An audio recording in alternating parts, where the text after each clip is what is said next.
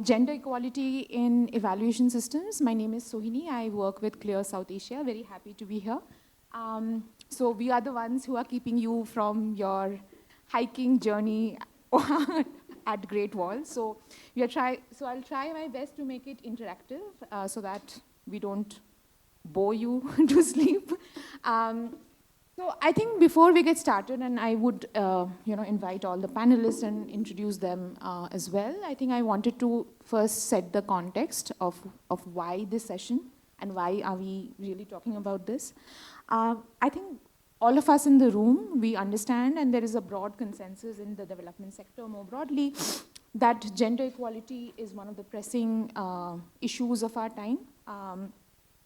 And policy making is broadly seen as one of the entry points when it comes to ensuring gender equality, both at the subnational level, at the national level as well. But then when it comes to the 2030 agenda, we are about 5 years away. And we all recognize that there is a lot of work that needs to be done, particularly with SDG 5 and 10. The glass is not even half full, so to say. But that being said, I think we also want to recognize the progress that we have made as a development community. What are some of the pressing issues? What are some of the opportunities? And I think we hope that this panel discussion, and again, all of you are equal partners to it, so we want to make it as interactive as possible. So if there are any experiences that you want to share with all of us, please do so. I think for this NEC conference in particular, the topic of gender equality is particularly important. I think all of us were following the recently concluded General Assembly discussions. There were about, and it is a very interesting and actually troubling statistics. There were 20 hours of discussion that happened. About 70% of the SDG targets are around gender. But that being said, gender equality was only mentioned 9 times. So that really shows the problem that we are grappling with. And I think what we want to do is push the conversation, push the needle forward, so that gender equality is not just an academic discussion that you have in conferences, but it is actually a reality. I think one interesting discussion that I had with the Cornwall colleague yesterday, and she was mentioning that as evaluators, your role is essentially show the mirror, right? If the world is not proposing gender equality, then you can't do anything beyond that. You can only show the mirror and show the reality. You can't really make it a transformative discussion, so to say. But I think let's use this opportunity to discuss some of these and really understand what role can evaluators play in this regard. So we have a very interesting lineup of speakers. So to my right, I have Sylvia Grandi. She is the Deputy Director of Evaluation Division of Global Affairs Canada. Sylvia, welcome. I also have Chantel Aragon. She is the Senior Use of Evidence Manager at ClearLAC. And then on my left, I have Professor Zhang. She is the Professor of College of Humanities and Development Studies at China Agricultural University. Welcome, Professor. And then finally, to my extreme left, I have Claudia Olavaria. She is the project coordinator of Global Evaluation Initiative. In a minute, I would welcome all the speakers to share their opening remarks, but for some of us who might be new, thinking about gender equality more broadly, I just wanted to set the context so that it doesn't become like a jargon session. So if I can have, sorry.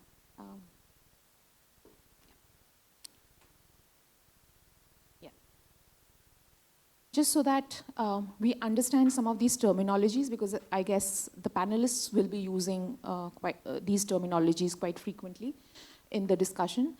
I think the first term is, and we have heard these terms, right? Gender blind, gender neutral, where we are thinking more in terms of when gender is not brought into conversation, into consideration. So this can potentially reproduce some of the gender inequality that is out there. So to give you an example, you have a skilling program and you're targeting adolescent girls, but you're not really questioning the existing roles and life choices, so to say. So it is kind of reproducing the gender equality, right?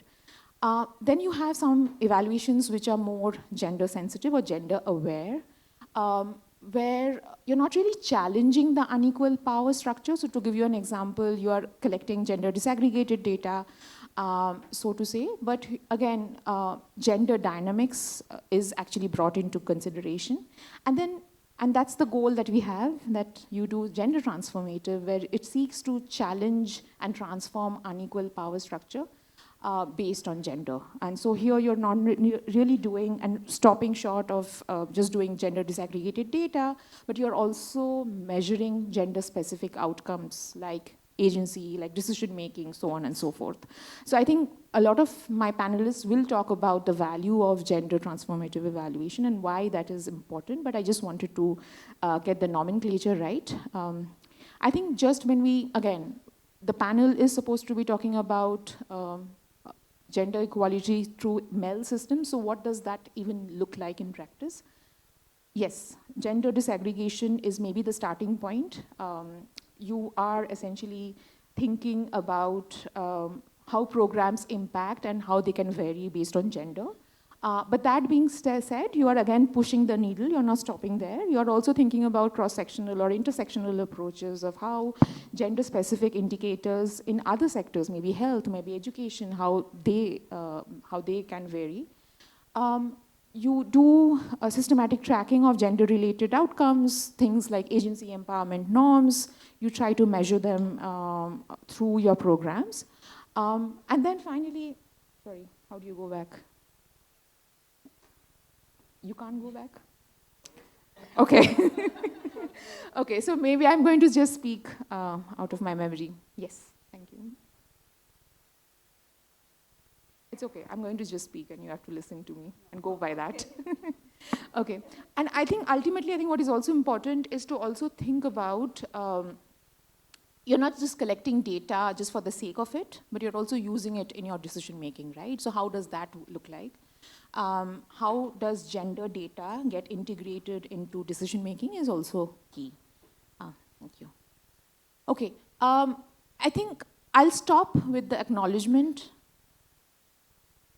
that this work is actually very, very difficult in many developing countries. And I want to acknowledge that by saying, because of several different reasons. I just want to highlight a couple of them, and my panelists will talk more on some of the other factors that they have faced in their work. I think first is just the fact that data systems and indicators is a big challenge in many developing countries. It can, starting from data quality, data security, they're inaccurate data. So when you think about gender disaggregated data, it actually leads to a whole multitude of issues. There is also the resistance to change, which, and their advocacy efforts can work, but it has its own, limitations when you think about use side of things. And then finally, ethical considerations, right? So when you're thinking about privacy, confidentiality, safety, again, concepts which are also not clearly defined in many developing countries.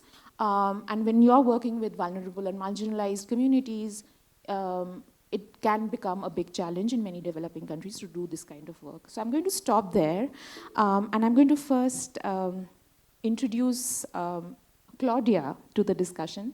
So Claudia, because you work with Global Affairs, Global Evaluation Initiative. And if you could talk a little bit about this topic, why do you think gender should matter when it comes to national M&E systems? And if you could talk about your work in this regard, yeah. Thank you, Sohini. Thank you for this space, and thank you all for being here sharing this conversation. First of all, just let me share my positioning, so you know who I am and why I'm here speaking about this. What do I bring to the table today? So my name is Claudio Lavarria. I am an evaluator from the Global South.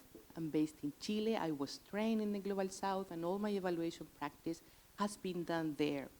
So the views that I share are actually from my learnings from Latin America and the Caribbean, and from my current role, that's a consultant for the Feminist Innovation in M&E project for the GEI.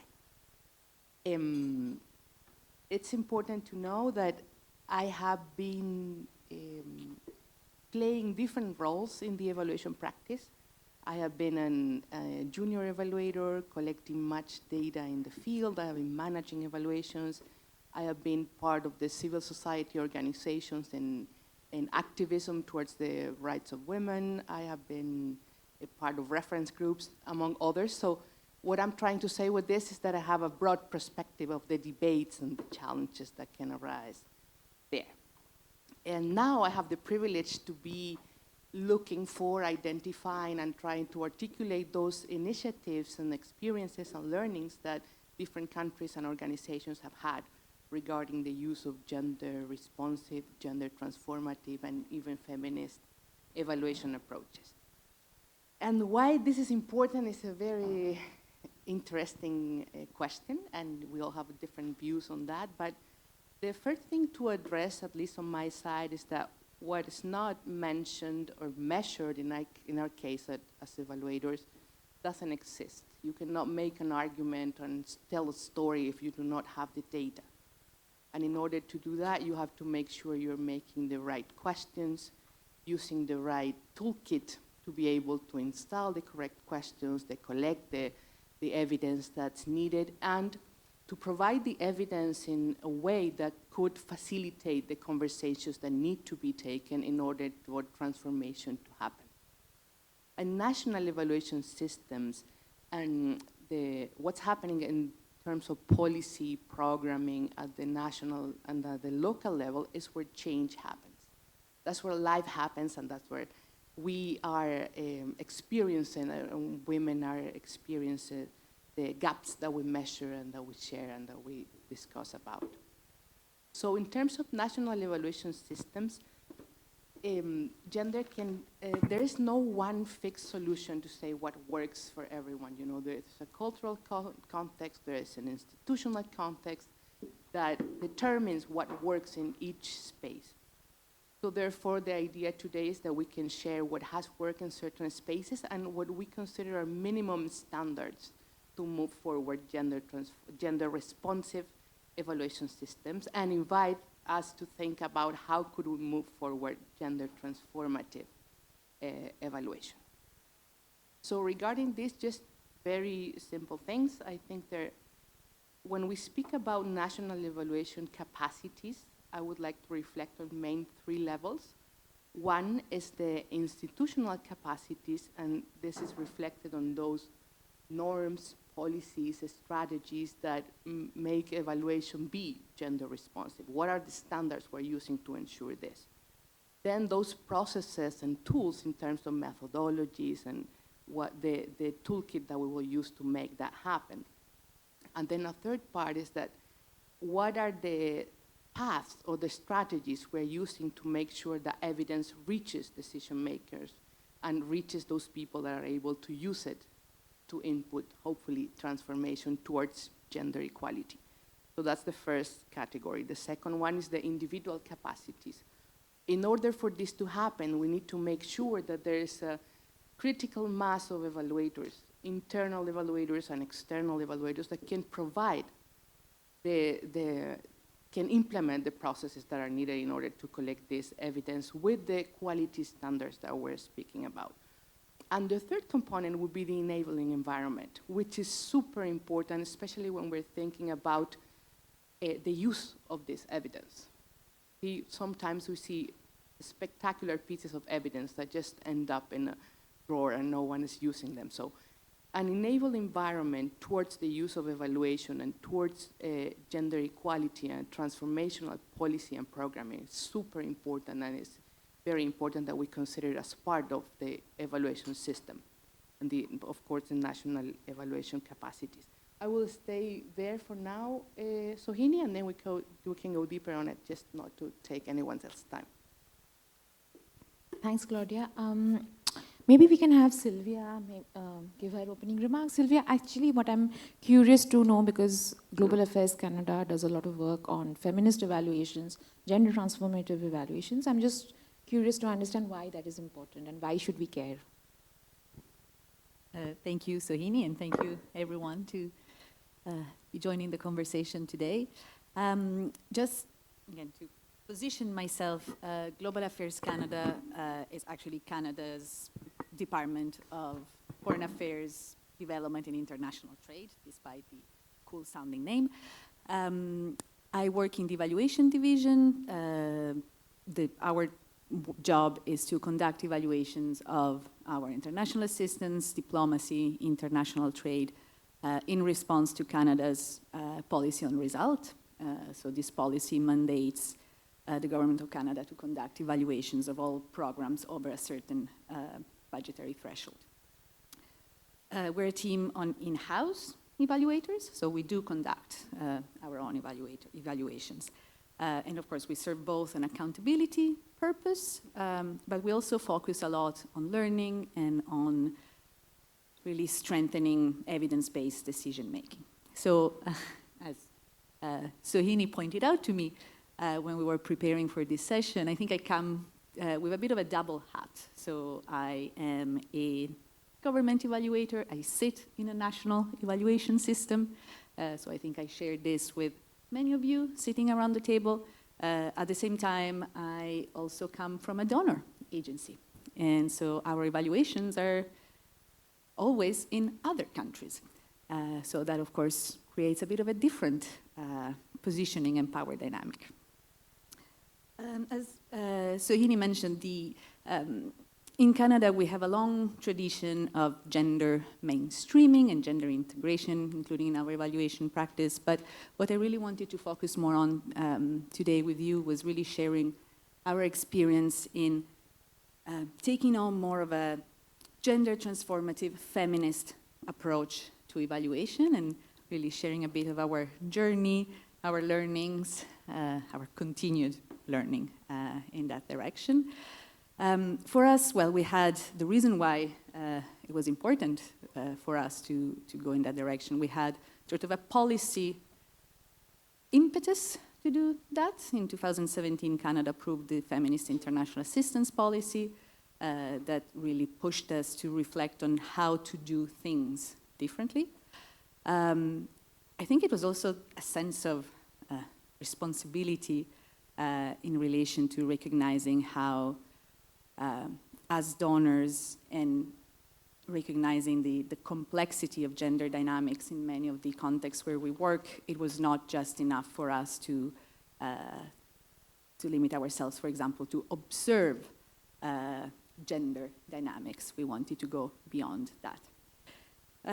So before we continue the conversation, maybe I would just like to give you a sense of what we mean by feminist evaluation at Global Affairs Canada, because I know there's labels are useful but very complicated things, and they can take people in many different directions. So what do we mean by feminist evaluation at Global Affairs Canada? First of all, they're evaluations that put gender equality at the core of our interpretative lens. We understand gender inequalities as systemic. We see them as intersecting with other causes of discrimination, and we see them as leading to key social injustices. Feminist evaluations foster an inclusive and intersectional approach, and they strive to provide a platform for women and other systemically excluded groups to be heard. They help enhance our understanding of how transformative change happen and how we can contribute to it with our evaluations. They promote ownership of the evaluation process and products by its key stakeholders. And in doing so, they aim to shift power within the evaluation process, which I think is one of the really key dimensions of this idea of transformative gender approaches. And finally, they push us as evaluators to really take a more active, if not an activist, role in pushing for for a social justice agenda. And I'm sure this is always the point that creates a lot of reactions, so I'm looking forward to the discussion on this. So since 2017, we've tried to have a very pragmatic, non-dogmatic, iterative approach to integrating this approach. So far, we have finalized, and we're in 2 evaluations that we considered embodied in the full spectrum of this feminist evaluation approach, and we're in the process of conducting a 3rd one. But we've also tried to see how in all our other evaluations we can at least reflect on how some of these principles of tenets could still be relevant and useful without necessarily embracing the full spectrum. And we've also provided some guidance for our decentralized evaluations on how to integrate this approach. So far the main takeaways, and coming back, I'm sure we'll come back to them later, is that, as I said, non-dogmatic, let's not get stuck on labels, and also let's not think that there's a cookie-cutter approach that works. It's really been a trial and error approach and trying different things and seeing what works in different contexts, and that's really the important element as well. Really try to adapt what we're doing to the different realities in which we work. I will leave it at that. Thanks, Sylvia. Just because I think it's very interesting to hear that you wear both the hats of government as well as donor. So just by show of hands, how many of you work with the government? I know that is a sizable number. If you want to raise your hand, and okay, so that just 2. You work with the government, I know that. Okay, okay. So about 5, 6 of us, okay. And how many of you work with donor agency? Okay, so you are one of those cases, okay, 2, okay. And then UN agency, UN, World Bank, okay. And where do the rest of the people work? I'm just curious. Okay, I mean, there is a purpose to this. I think I'm just trying to understand the spread and the distribution of the room, and we'll come back to some of these categories later. Maybe if I can come to you, Professor. You do a lot of work, particularly through your research of development projects. So if you could talk a little bit about some of the challenges that you have faced when it particularly coming to gender equality, and how have you navigated that? Yeah. Okay, thank you for putting this together. You know, as a only person from Beijing, I really appreciate, you know, Sohini to put everything together. And, you know, I can say you are more energized than me, you know, but let me feel, you know, how happy it is to have a conference, real international conference at our door, right? Okay, yeah, I'm not an evaluation specialist. I'm a researcher. I'm a professor of university and professor of development studies. But, you know, in the past 10 years, my work mainly focused on some research project on China-Africa cooperation to see how these projects impact the rural people, especially the marginalized group, poverty-stricken people in Africa. And also, you know, we are doing a lot of work concerning China's rural transformation, relating poverty reduction and rural revitalization. So from this, you know, as a researcher, we really advocate, you know, the way to learn by doing. So our research is also based on some kind of autoethnography, you know, to say during our implementation, we reflect on this process and to find a new approach, more effective, efficient approach to help local people. So if from that sense, I think it's another kind of evaluation. It's a typical Chinese way. We say crossing the river by filling the stones, right? So that's my research, and my development practice with my colleagues at China Agricultural University. And for gender equality issue, I would like to provoke a few stories to provoke the discussion, share a few stories you can see from the paper there.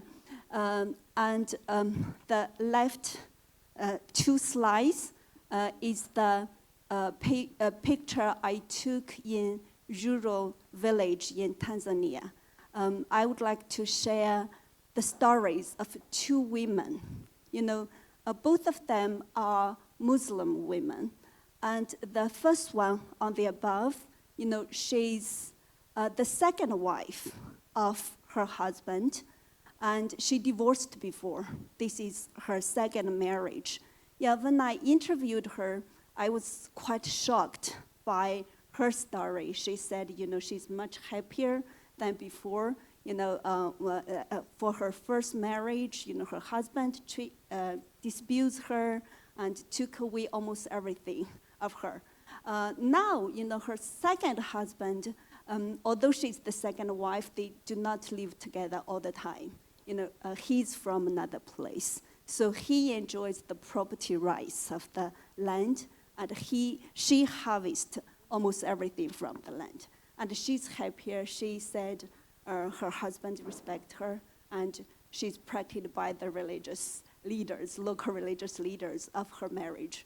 And the other Muslim women from the same village, the village we are promoting a kind of new maize production technology for last 10 years. She's married, she works as hard as the previous women, but all her harvest, were taken away from her by her husband. She doesn't enjoy, any fruits from her efforts. So that is, we provide the same development projects, but with very different outcomes when we talk about, different women, right? Different women. And that happens in China as well.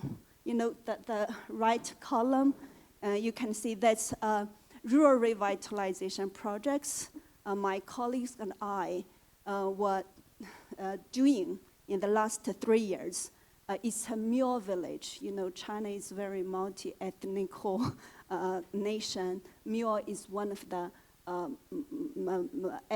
minority ethnic group in a very remote area in Yunnan province. These two ladies, we injected very modern industries into these used to be very backward places, but they enjoy very good natural scenery. And we built coffee shop and also a lot of fancy guest houses, and also the restaurants. And the lady behind, we trained her. She became a very good coffee maker, and she runs the coffee shop very well. But something makes us sad is every time she's frequently abused by her husband at home.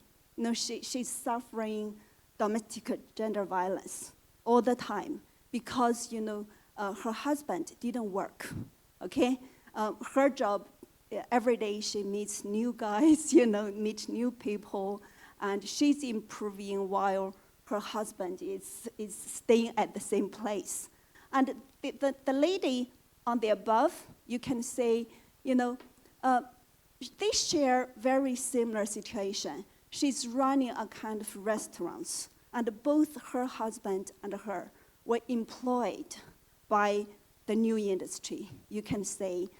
We can say, her status has been greatly improved, both at home, in the community, and also in the working place.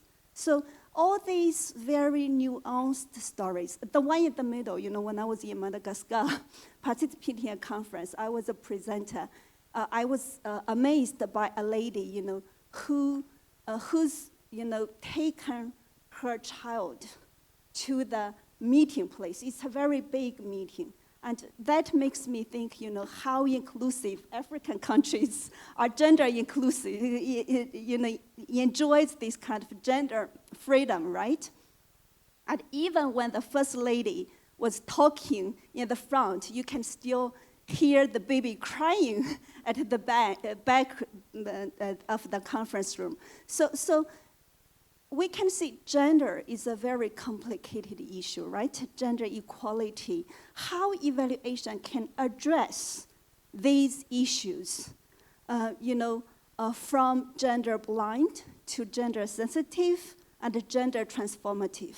We still have a long way to go. And even from the developing country perspective, we see from the global south perspective, our development projects are experiencing these kind of different backlashes, whether it could be cultural, social, institutional, even psychological, all these things. How evaluation can address these backlashes. So that's, I just stop here. We're going to talk more later, okay?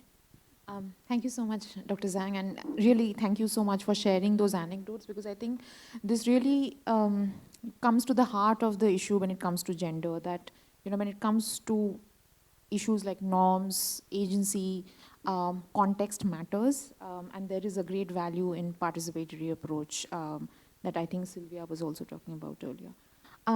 Coming to Chantel, I think you represent Clear LAC, and you work a lot across multiple countries. You work with governments in building M&E systems. So if you could talk a little bit about what does that work look like when it comes to Latin America in particular.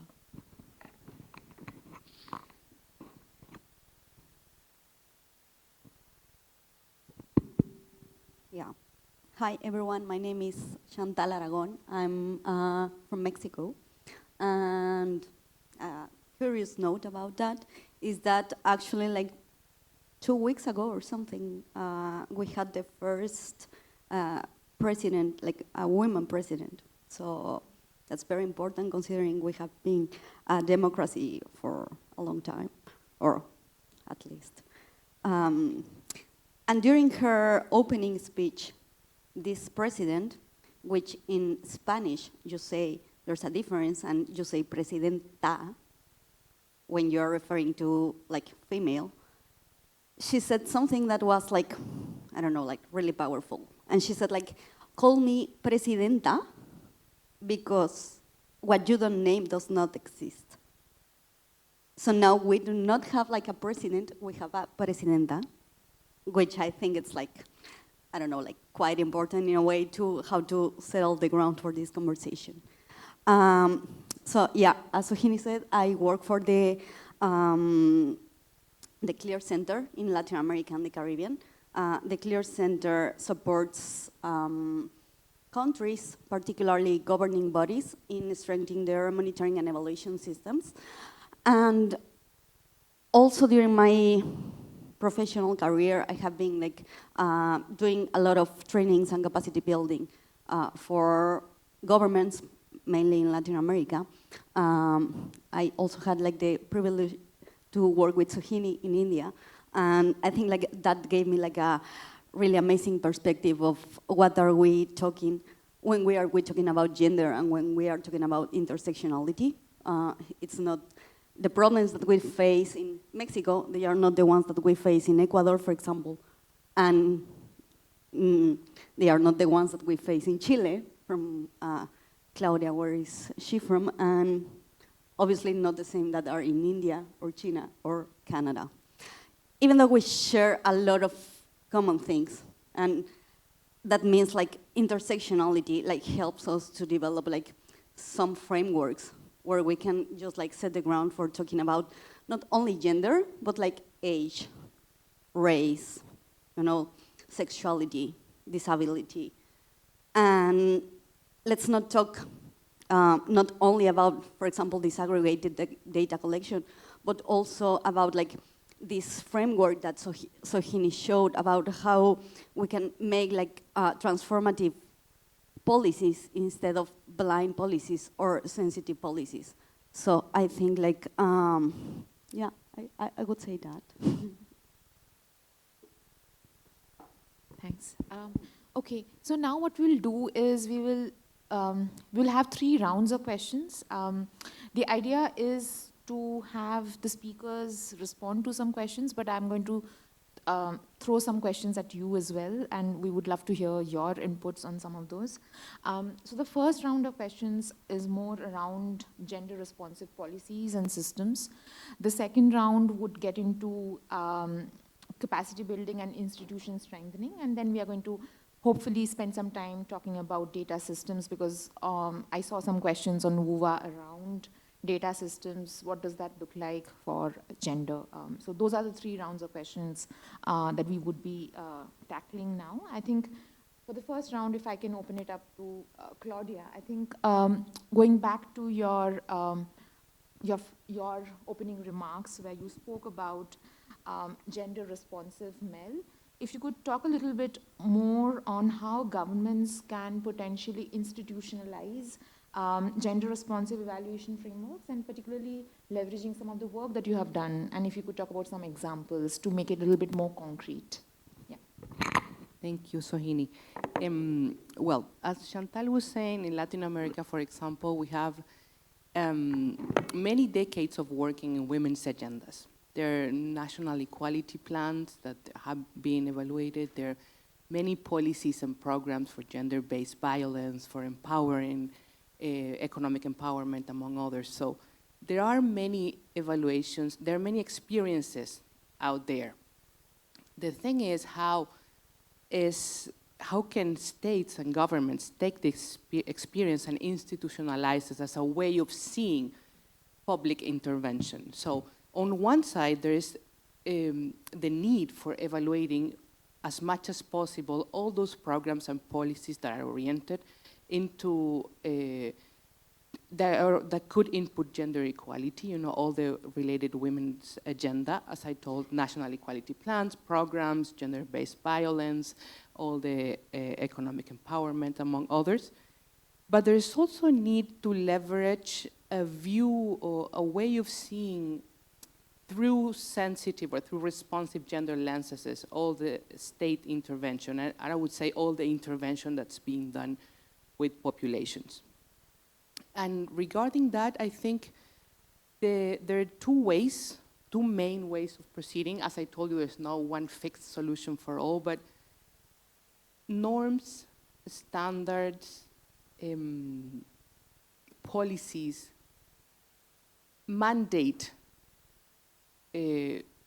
governments, sectors, and subnational governments to use this lens. And then once you have that step, you know, everyone knows they have to use the lens, you need to go a step further and say, okay, how do we do this? And that's where toolkits, where methodologies, where advisory services, where capacity development spaces take place and are needed. And once you have that, there comes the third space that I told you about. Okay, how do we take this evidence and we put it into value? So there are 2 things. One is making sure this evidence is being used in different levels, and the other one is sharing those experiences, because there are some very interesting small experiences, and you need to take that and make sure you make them public so people can have this debate. And everyone would understand why this is important. That's what we were talking about. So you do not have one champion into each sector, but this becomes something that's mainstreamed. And this is very important because many times when you go to the field and you go to a sector, for example, health, education, and ask people, you said, no, the gender person is over there in that office. You can ask her. She has all the evidence. And it is that way. But if you have leadership and if you have training and if you have people sensitized, then you wouldn't have to go to that person, but you could see in the institution's proceedings, in the institution databases, that gender is actually installed there. So after 2 decades of working in this in Latin America, I think we somehow are at that point in which some institutions have processes very well installed. So the tools are there, but we sometimes lack the meaning, you know, of it. Why are we doing this? How can we input transformation? And I will leave it there so we can discuss about the difference or the need to step towards transformative programming after. So I have a follow-up question, Claudia, Okay. going back to you. So you mentioned about toolkits, right? And we also discussed a little bit back, sometime back, where Sylvia mentioned that there is no cookie-cutter approach. We also talked about context matters, right? So when it comes to toolkits, what would be the do's and don'ts? Like, what is it that when it comes to government, what is it that you can make into a toolkit and what is it that you can't? So that we also can keep the context in mind. Well, first, just to address that very quick, I'd like to acknowledge what was said in the plenary this morning about rigor, about how we need to rethink what we're discussing about rigor. And I'm bringing this here because I think that being responsive means you have to make better evidence. Better evidence is that evidence that allows you to better understand, to have a deeper understanding of what happened, how interventions made changes or not, and what were those changes made. And I am saying this because that requires not only the use of one approach or one tool, but a way of seeing things. So regarding toolkits, I'm now going more directly to your question, it means you need a standardized methodology, see? Because people will think, okay, where's the survey, where's the questionnaire, etc. So you need that, but you also need to make sure that your team have the wide enough set of options that you can select in order to make sure you're going to do the right data collection for the right problem. If I go to the field working with indigenous women, for example, in highlands in Chile or in Bolivia, I would need to use a set of approaches that keeps me context responsive, culturally responsive, gender responsive, of course, and allows us to understand those power dynamics that are there within the context. But if I work in, I don't know, gender-based violence in an urban context, I would probably need something else. If I work with youth, the tools that I would use would be very different. So I would say you need a set of standards and criteria that clearly defines what you're looking for, the minimum standards, and then allow a wide toolkit of trained professionals that can choose, okay, with this, how can I go deeper to provide the best evidence possible in each context? Understanding that in state times and resources are always scarce, and you need to keep it as simple as possible. No, that's very well put. So it's standardization with the need for contextualization as well. Okay, so going back to the question that I asked all of you, which organization type do you represent? So to the 5 people who raised their hand that they belong to the government, and I'm hoping there are many more because some of you are both donors as well as government. So, so my question to you is, based on the work that you have done with the government, right, what are some of the challenges that you have faced? And if you want to share maybe 1 or 2 challenges that you have faced on doing this kind of work, on gender responsive MEL, if you could share where in particular you have faced the challenge. And then we will come back to the panel. Yes, please, ma'am. I'm Regina Rogers from Sierra Leone. I'm working with the National Monitoring and Evaluation Agency under the Office of the President. Now, I'm happy I'm seeing more men. When we started, I was like, these men, they think it's about women, no. But gender is actually not purely about women. It is about our roles and responsibilities. Boys, girls, men, women. But the focus here is women because we are the most vulnerable. We are the ones that suffer, like my sister was saying, from marriages, childbirth, taking care of children. So in Sierra Leone, I just want to share my experience, which may include the gaps. In Sierra Leone, initially, women were not we were not seen to be seen like competent to take official places. They said you should stay home. But eventually, after the Civil War, there was a president then, Tijan Kabach. He was like gender focused. And he started with this 30% of female representation in parliament, female representation in office places.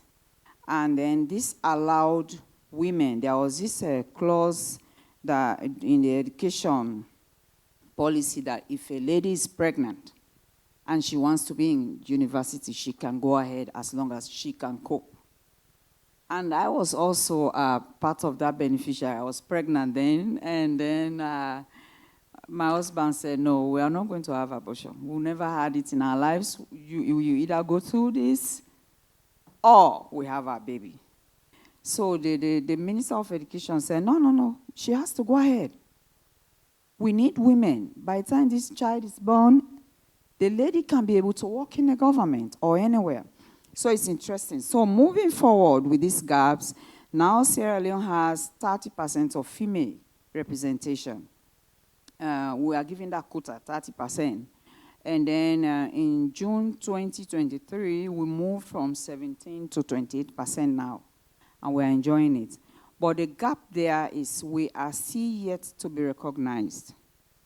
In program implementation with donors and even with government, they need to look at the needs of us. When I say us, gender, the need of a man, a woman, the boy, the girl, in this program, what is the responsibility of women? What if this program is not working well in the interest of women or men as well? Because we don't have to shift them away, otherwise these men, they will run away from this room. I would not want them to go. So eventually Sierra Leone is improving. There was this issue with maternity leave. When a lady is pregnant or having babies, it's just you. But now there's a law in our country that you, the man, even if you are working and the woman is giving birth, you have to stay home as well. It's not just her responsibility. So that's really an improvement. But the gap now is schooling. There are still cultural values in our areas. Girls are not too permitted in school.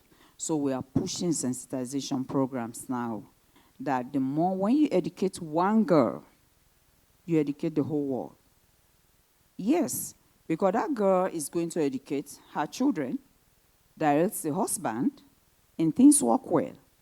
But when you keep educating men, you are having some portion of development programs shifted away. And not just away, but down the drain. So with that gap, I really want bringing this forward to advocate for child education in our country, and I need you guys to support us. Thank you. I really liked how you kind of talked about the challenge, but also about the opportunity that really it opened. So again, if someone else would want to share one more experience, and then we will be back to the panelists. So again, challenge, opportunity, go for whichever you want to share, or both.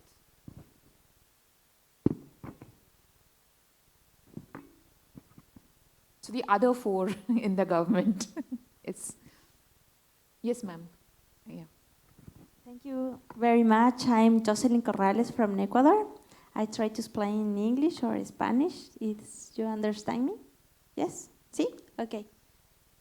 Uno de los retos que nosotros tenemos en Ecuador para poder implementar el tipo de evaluación con enfoque de género ha sido la inestabilidad política, porque como Claudia lo comentaba y lo decía en países de Latinoamérica, el desafío y lo más importante para poder implementar es la voluntad política que se cuenta.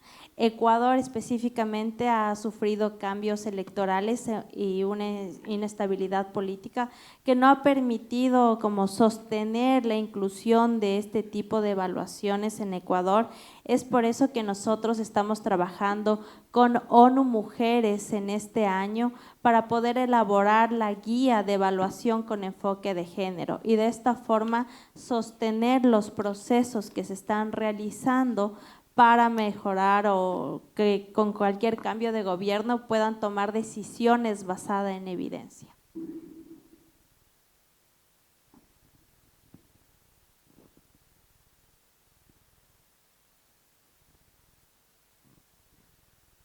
Hello, yeah.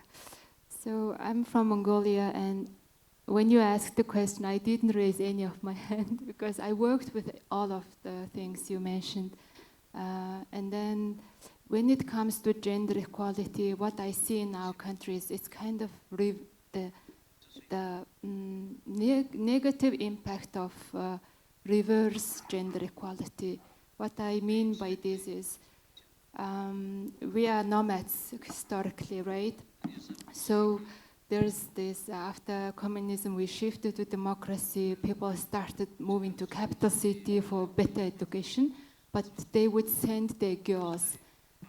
So the men were staying in the rural areas, taking care of herds. Then after 30 years, we see the negative impact of this, because the women are very much educated. And as the professor was saying, there is a greater gender domestic violence because women are more empowered. Men are staying and drinking home, jobless. So in the past, I would say 1 or 2 years, the government is realizing this, and then maybe men's forum. There's always a women's forum in the gender equality, and people think it's a women's issue. So that creates more, what's the word?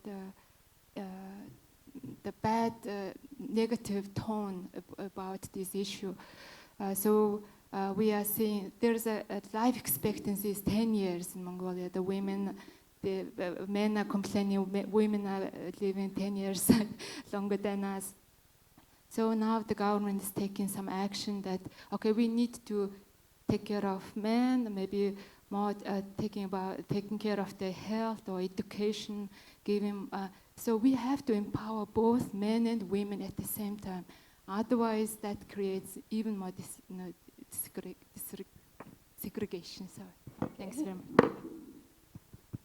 Thank you. And so if you can go next, and maybe then we come back to the panel. Yeah. Kai Jacobson from the Norwegian Department for Evaluation from the government.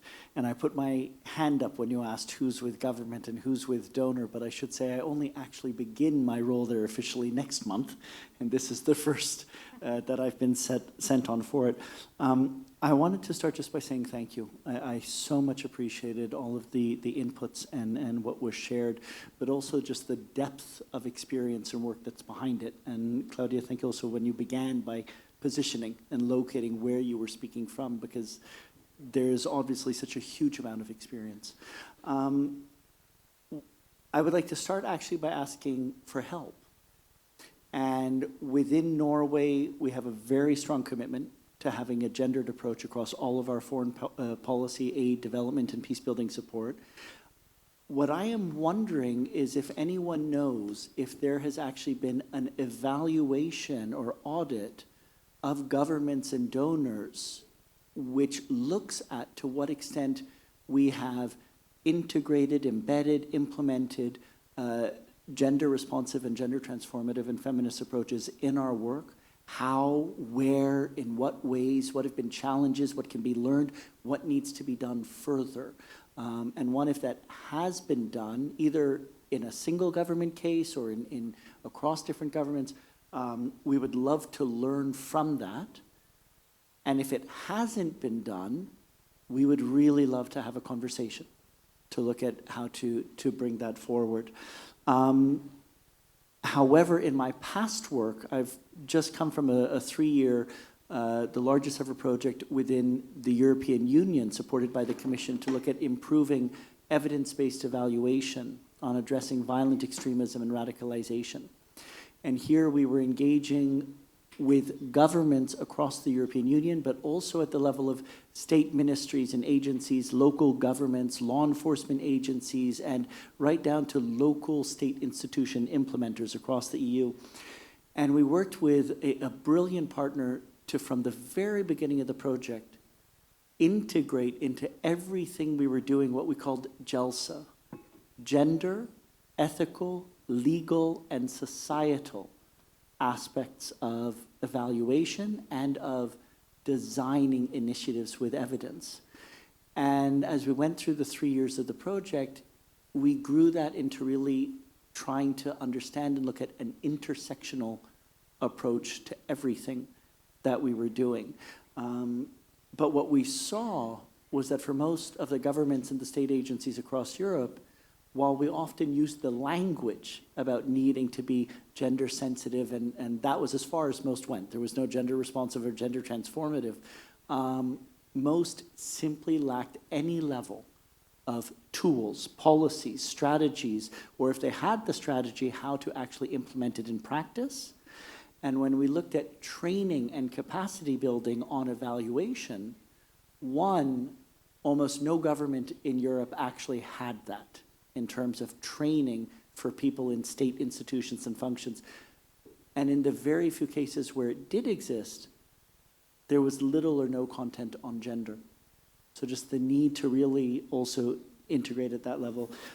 Just the last aspects, I really appreciate what you said. I also looked around the room at the beginning and noticed there were very, very few men. One, gender not simply being equated with women, but all genders and all peoples.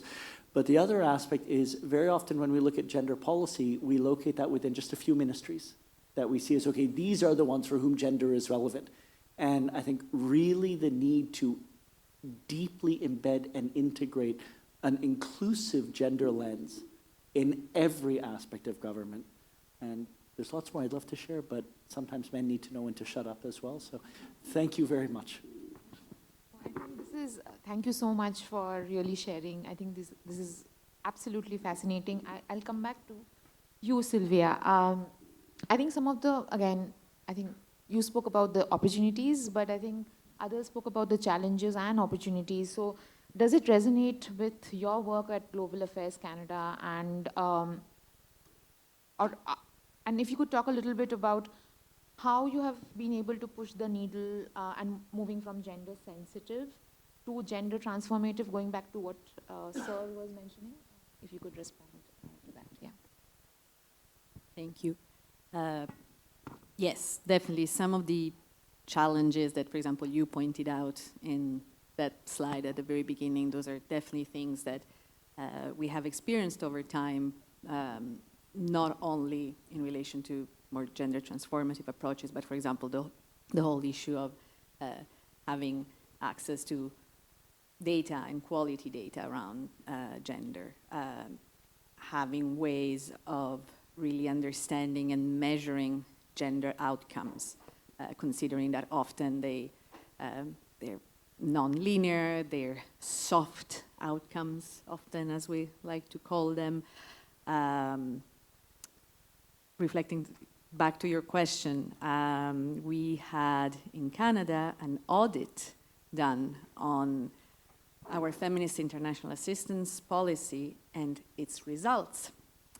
And it was quite damning. It was not a very positive moment for those of us working in that area, because the main takeaway was that we had not been able to demonstrate our results, our gender equality results. And then, of course, that kind of exploded quite a lot in the media saying, oh, we have not achieved results. But for those of us a bit more into it, it was like, no, we are. It's just that we don't have good ways of showing it.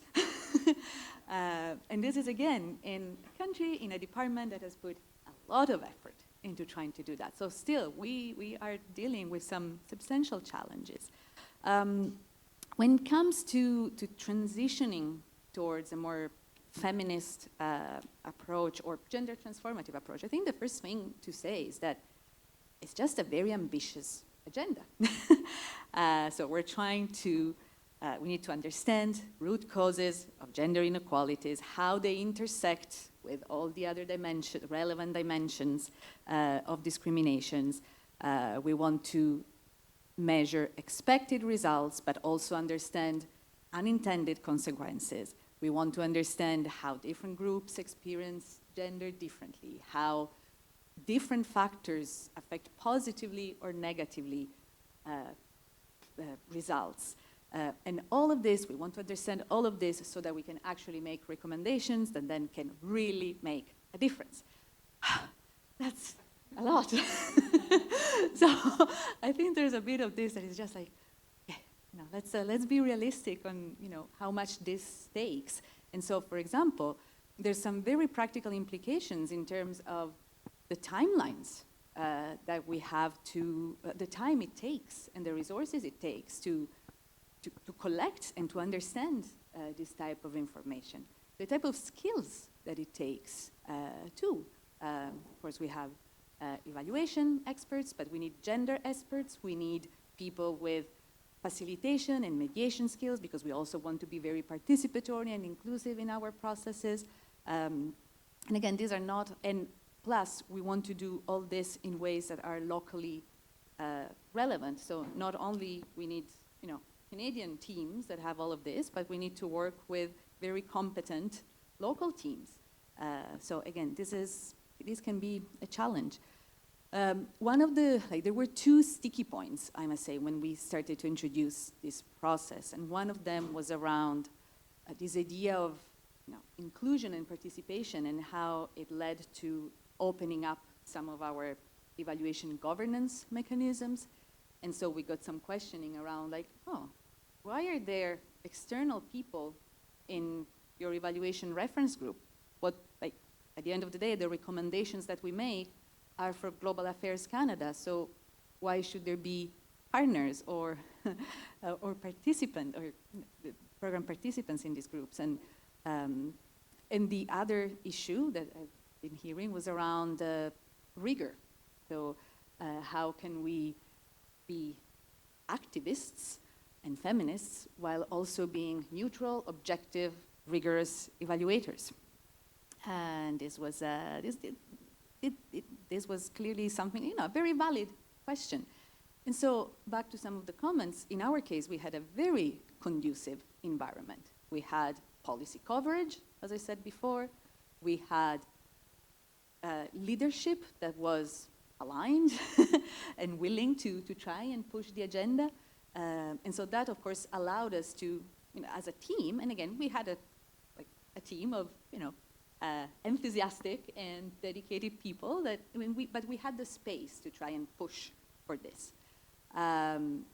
We also still had to put quite a lot of time into socializing this approach, dispelling some of these myths. For example, we're actually being more rigorous if we are integrating more and different sources of data in our evaluations, for example.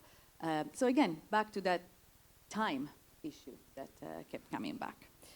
I think those were the main things I wanted to mention. Yeah. Okay, I actually have a follow-up question. So my question is, can we be activist and neutral at the same time? Because I think that's what you're calling for. Yes. And what does that look like? Yes. Thank you for asking that question. It's very fresh in my mind, because and very relevant, because over the summer we had a few we just had a big reorg in our department, and so we have a kind of a new, bigger team with new people coming on board, and so we had a few of these moments where we came together to discuss some of the things that define us as an evaluation team. And so, of course, there was in integrating feminist values, and which also includes this activist role, was one of those. And that created a lot of discussion in our group. So, in my opinion, yes, those elements are reconcilable depending how we define these things. So when we say that we can be activists is within our evaluation processes, is how can we redress some of those power imbalances that we very often see at play in our evaluation. So what can we do differently within the spectrum of what we have under our control, that are how we set up our evaluations, how we conduct our evaluations. The other element is how can we support some of those change agendas through the tools that we have. So simple examples, but we have the privilege of interacting and engaging with a wide diversity of actors? Why not playing a bit more of a convening role or a networking role when we realize that some of these actors could actually have common interests and we are kind of in the middle? So is it evaluation per se? No, but does it take a lot of my effort to exchange emails address between these two people? No. So little things can actually make a difference. I think that the sticky point is, at the end of the day, we remain neutral in the sense that we're evidence-based. So we don't marry a cause before starting an evaluation. We don't have a predetermined message that we want to get through. All our messages, all our findings are evidence-based, are triangulated, quadrangulated, I don't know. And even more so, as I was saying before, in a feminist evaluation, when we really value the fact of bringing in all the different perspectives. The difference is that we try to give justice to those perspectives that maybe in the past we would not be able to hear. So it doesn't change the rigor in the way we implement our approaches. It doesn't mean that we have an agenda as evaluators. It just means that we deal with power within our evaluation processes, and that's how we can be activists as evaluators. Thank you so much. That was very, very succinct. Okay, so now we move to round 2. And I think in this round, what we want to do is to talk a little bit about capacity building and institutions strengthening. So you spoke about the skills in your remarks. I just want to come to Dr. Zhang. Dr. Zhang, because you are also a researcher, what I'm curious to know is what are some of the skills or competencies that are required to do this work? And what is probably the main challenge that you have seen in building that? Okay. Yeah, before I come to your question, I can respond a little bit to the questions, about China's experience in incorporating or integrating gender equality in our system, especially in evaluating this kind of international development cooperation projects abroad. I can see most recently, due to this kind of SDG framework, we really emphasize on the matching of SDG progress. In our evaluation framework, we started to incorporate gender equality into our evaluation. For the project design, for example, during the feasibility study tour, I was engaged in one of the evaluation projects in Uganda. I can say gender equality is a very important issue, but on the other hand, when we talk about gender equality, we mainly still focus on economic empowerment rather than human rights, those kind of narratives created by traditional donors. And domestically, for a long time, we have this kind of political narrative. We see women hold half the sky. And I think, we believe in this kind of spillover effect or trickle-down effect.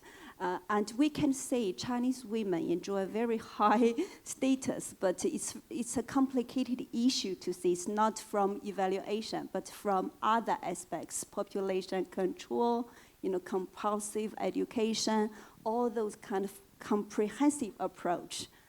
Just briefly, this is not our topic today. And regarding your question about skills and capacities for conducting gender-responsive evaluations, I think, as you all mentioned, gender equality is really multidimensional. For us, we do think, gender decision-making, right? Agency of women, or, it's about control or access to resources, and also about shifts in formal or informal institutions, and also about the welfare system. So for a good, I think all these actually are interlinked. Yeah, but for each development interventions, when I talk about, I also did some comparative study on the EU development project and the Chinese development project in Côte d'Ivoire this June. I noticed, it's very difficult to evaluate the impact at the project level. If we look at OECD data, the investment in gender equality has been increasing all the time, but the gender equality has been reversed as we witnessed, right? A research said it took about another 112 years just to eliminate the economic gender equality. So it's on a reversed track. But for this, we do need a kind of holistic, or we need to, at the same time, we need to prioritize certain aspects rather than, to just put everything together. So I think we need to think about efficiency of the development project. At the same time, we prioritize gender equality. To be a good evaluator, I think, besides all the capabilities mentioned, in the last almost last 2 days session, my experience, because I'm working in the field at a grassroots level all the time, I think one of the most important capability to be a good evaluator could be empathy, right? That means you need to stand in their feet to really understand their situation, to understand the education they have received all the time, their cultural norms, and to be a good listener rather than to be an educator. So that is very important. You need to have this kind of cultural awareness. Do not use one recipe. There's no one recipe to fit all the soup, right? To make all the soups. So that is something I really want to emphasize. And of course, to be a woman is a huge advantage, right? No offense to the men here. Sometimes, as a woman, you are easier to generate this kind of empathy to talk to women, right? We can say this is very important also. Of course, there are some challenges. I think the most significant challenge I would like to share here is the knowledge. The evaluators need to have a kind of comprehensive knowledge about what contributes, what constitutes gender equity. That is very important. But the current knowledge system sometimes, is just very ideological, based on the framework produced by donors, right? Not just, I'm not talking about, for many people who was producing narratives, they didn't know what's happening on the ground. When I was in Côte d'Ivoire, we visited one EU project. Actually, EU, probably you know better than me. That's just my impression. Okay, it's not based on statistical research. They didn't do much project-level evaluation. Yeah, they invest more on country evaluation, regional evaluation, and also sectorial evaluation, rather than project-based evaluation. Because, it needs human resources, it needs money, you need to go to the field, talk to the beneficiaries all the time, right?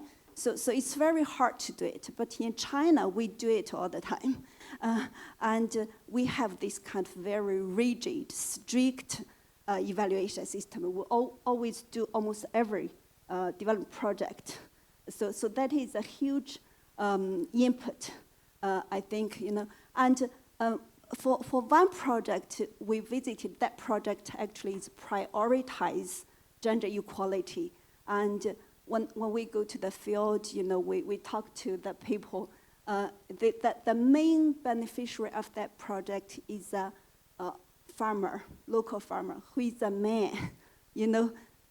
His contribution to gender equality is to hire a couple of, a dozen of women who working in the field.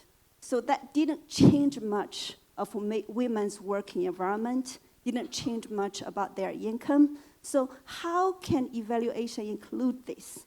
From the data they provided, the local, brokers, right? They provided must be, they created job opportunities for such amount of women. So that is a challenge. I think, first, knowledge is very important. The second, you need to really go to the field to have your first experiences and to do, as you mentioned, triangulation, maybe triangulation, right?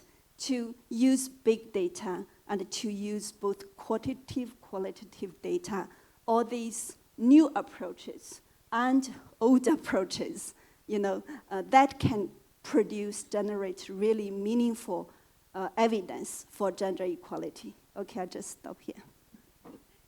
Thank you so much.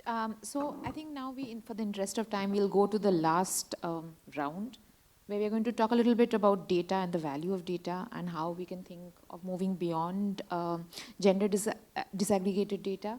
So maybe if I can start with you, Chantel, because you do a lot of work with country governments. If you could talk a little bit about some of the challenges that you have faced or that you have seen governments face when it comes to gender disaggregated data at the national level, and how have you worked on addressing that as their knowledge partner? I don't know if we solve the problem, but I can put some challenges over there. A few years back, I worked for the Ministry of Social Development in Mexico, and we had this campaign that was to identify quite of different social programs in the north part of Mexico related to violence, right? And then we went to the field, and then we conduct a lot of surveys because we wanted to know if the families there needed a bathroom or another room. So basically, our survey was around those questions, right? How many people live here? Do you think you need another bathroom, or do you think you need another room? And the interesting thing there was we were not considering two things. It was a really violent space, a really violent city, and they were facing with feminicides. And the thing is when we were asking about women over there, the women were disappear. We don't know if they are unfortunately dead, or if they have been just disappear or forced disappear. But the thing is when we were collecting data, we didn't have that space to register that data, right? So we don't have the option on our cell phone to say, oh, actually, we don't know about this person. And what happened was yet we had to conduct these surveys, and we don't have the specific data for that. Even we were on the field doing this kind of policy-making decision, right? So I think there's a challenge, but also I think we can just be more attentive to how we can disaggregate data, and it's not only about how many women are in this household. It's how age are they, if they have like some disabilities. Like, for example, in Latin America, like the Afro-American or the Afro community, like they have been raising their hand, like saying like, hey, please, like count us in a different way, you know, like, and if we do not take into account those differences, then we are losing not only a lot of information, but a lot of information that could help us to make efficient policy decision making. So I think like, yeah, that's a way that I could put a challenge and maybe like a way to, you know, like enhance that we as evaluators and as part of the M&E community, we can just like think about all these disaggregated data in a different way, because it's not necessarily like, you know, like the difference between men and women is that actually we need that information to do like specific policies. Thank you so much. So before I move to the audience questions, I think one question that I have to you, to you, Sylvia, is, you know, we don't want to stop at just collecting gender disaggregated data, right? We also want to move to more intersectional approach, right? So if you could talk a little bit about how you have at Global Affairs Canada thought about that shift and what does that work look like? And then we would love to hear your questions, yeah. Thank you, and I'll try and be very quick because I know it's 2 minutes. So, absolutely what Chantal was saying, the idea of going beyond gender data. In Canada, we have what we call the gender-based analysis plus approach that actually applies to everyone in the government of Canada, not only global affairs, and everyone in the sense from people doing policy development, planning, all the way to evaluation. And so the idea is the importance of integrating in each step of the policy and program cycle these different dimensions that intersect with gender to usually strengthen or worsen discrimination. One challenge that we've faced was, okay, we're very committed to this. Intersectionality is one of the key tenets of our feminist approach. And so we started to look for these different dimensions, but it is a long list, of course. And it can get very, very granular if we go down the whole list of age, race, level of education, marriage status, disability, urban, rural, et cetera, et cetera. So one of the lessons that we had to face was we actually have to make choices of what are the most relevant intersecting dimensions in each context that we are evaluating. And so again, for example, working with local evaluators was really important for us to figure out how in Nepal there were maybe very different lines of discrimination than in Guatemala, for example. And then quickly, beyond data, of course, that same intersectional lens applies to who do we collect data from? So our sampling, of course, should have that type of approach. Who sits at the table? I was talking this morning about inclusion and participation. Again, how do we set up? Who are the members of our governance bodies? Who conducts the evaluation? So we should look at ourselves in our evaluation teams and not only see if we're men or women, but look a bit beyond and see our different backgrounds and positionalities. I think those would be the main things I would mention for now. Maybe one last thing. When we develop our evaluation, our reports, but our other products, also think in those terms in terms of who is the audience and who are the users. So again, think about different dimensions in which our products can be used and what we need to do to adapt them so that they can be more useful, relevant. Sure. In 30 seconds. I just wanted to say that the data we collect allows us to tell stories. So we need to make sure that those narratives are allowed, you know, following up on what's happening, but also allowed to understand what's happening. And then I wanted to go back to what Sylvia and Professor Sang had said about measuring changes like transformations, because we normally stay on products. We say we count women, we count men, but we need to be able to tell through that data what changes were made, and that's very challenging, and we need everyone from the governments and communities to help think on that. That's all.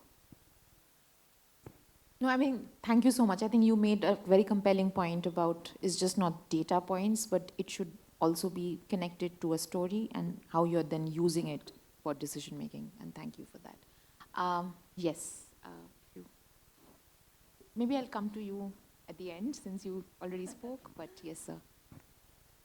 Thank you. Hi, my name is Cemil. I'm from UNDP Turkey. I just wanted to add to this data discussion. I think there are huge data gaps in identifying how women are actually impacted by all subsectors. And there are inequalities that we don't know of just because we don't have data and research on it. And I think evaluations are a good avenue for evaluators to identify potential knowledge products or research products that could potentially, indicate to inequalities in certain thematic interventions. And in some areas, we don't have data at all. For example, in education, health, employment, we have data because it's traditionally we are collecting data on women and girls. But for example, in environment or climate adaptation or climate change, in these areas, we don't know if women are impacted in a more unequal manner or not because we don't look into it. So I think there is an avenue for evaluators to look at the potential data production of an intervention at the end of an intervention and recommend on which areas the next intervention should look into for the future programmatic design to be more gender responsive. Because as evaluators are independent and they cannot participate in the design of programs at the beginning, you're usually faced with the consequences or results of the program at the end, or maybe if it's a midterm evaluation in the middle. And then that's where you can assess if there could have been a potential knowledge product or research product that could look into the inequalities in that sector. For example, in a pollution project or a waste project, we know, we don't know, but we guess, we estimate that women are more impacted than men because they're more spending more time at, home or, agricultural fields and where they can come into contact with, let's say, persistent organic pollutants more than men because men are the ones who are trading the goods rather than harvesting. So it's contextual, of course, but there are huge potentials where we can detect the inequalities. And one more thing, in my experience as the MNE, the focal point of my country office, I could say that I think just for cost effectiveness, we should focus more on thematic evaluations rather than project evaluations because we should capture the coherence between the interventions of an organization, be it a state or a UN agency or an implementing agency, NGO. We should be able to connect the dots between different interventions and how they holistically serve a gender-responsive purpose or not. And this could be only done through a thematic evaluation by looking at all the interventions and make a judgment on how this institution is approaching that. Yeah, thank you.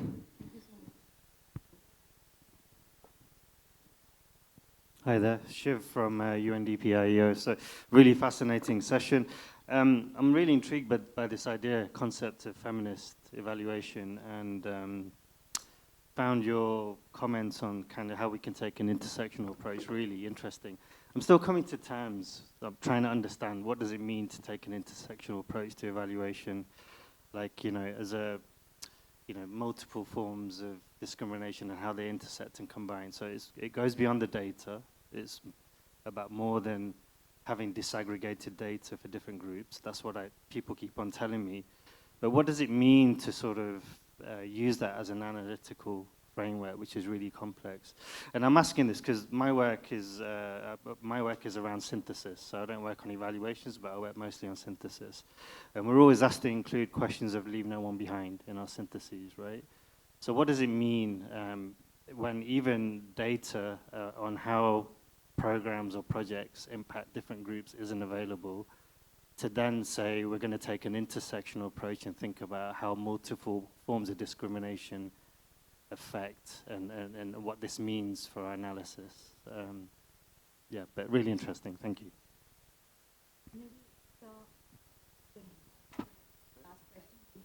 I hope it's okay to speak in, but just super. Just very briefly, some of what the conversation has brought up, reflecting also on broader work within the shift to power, decolonization, and challenging extractive approaches. It was said about who conducts the evaluation, who we have in our team, having gender-sensitive indicators, making sure to include women also in sources of data. I'm also very interested in how we go far beyond that, because it's about also who has the power to interpret and to make sense, because we're still having a very ownership of agency by the experts, by the evaluators, often coming from certain particular ideological class, other perspectives, and really looking at transformative approaches where we are engaging stakeholders and communities in ownership of the making sense of process, but also then who gets the evaluations after, and really making sure that we practice respect and bringing back to communities and back to stakeholders, so it doesn't just go up to policymakers or those who we empower with agency, but we actually share that agency and bring it back to those whose lives are affected. The other aspect you mentioned in terms of using evaluation to look at whether it was included in the past initiatives to inform future design, I think we really need to look at gender rigor in design and engaging evaluators in the design phase of initiatives right from the beginning. But also I would suggest no policy, no strategy, no project should ever be allowed to be done if it hasn't had an ex ante evaluation before even the first day of implementation. 90% of everything that goes wrong in our projects, in our funding, in our policies, in our initiatives, you can identify with just minimal competence before it's ever even begun.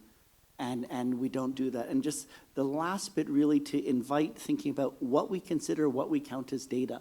I've been very interested in how many times I've been hearing people refer to RTCs and quasi-experimental still as if that's the gold standard. And one, there are so many flaws which we see often in how those are implemented, but also just the need to broaden our thinking of what we consider legitimate, valid data and forms of knowledge that evaluation can help to bring forward. And thank you so much. Again.